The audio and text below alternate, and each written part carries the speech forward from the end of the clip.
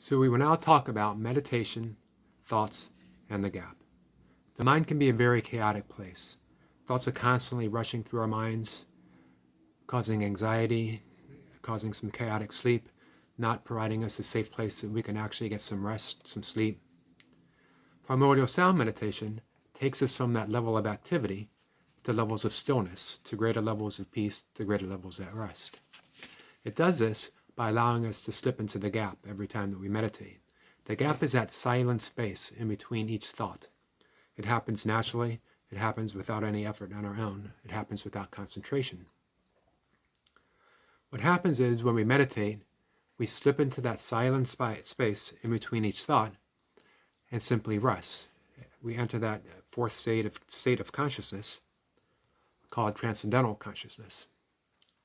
This is also called the field of infinite possibilities. And it's called this because that silent space in between each thought actually contains the potential for any other thought to become. This is that silent space where miracles actually happen. Our intentions become very powerful.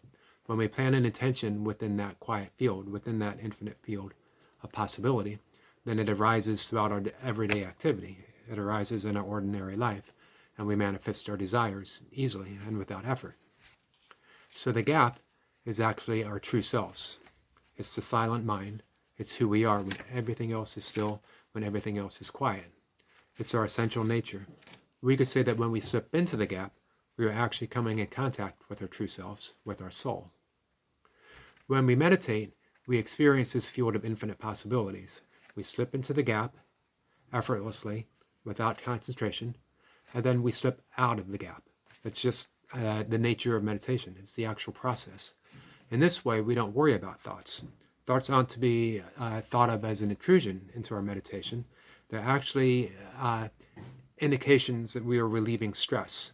And when we slip into that gap, the next thought will arise soon afterwards. It's the entire process of meditation.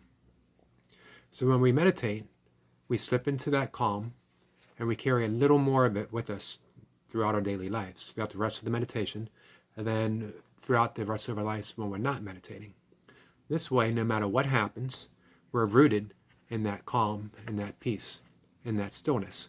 So no matter what chaos, no matter what changes occur in our life, no matter what may seem to be disruptive, we are always rooted deep down into that calm inner stillness, into that infinite field of possibility, our essential selves, our true nature.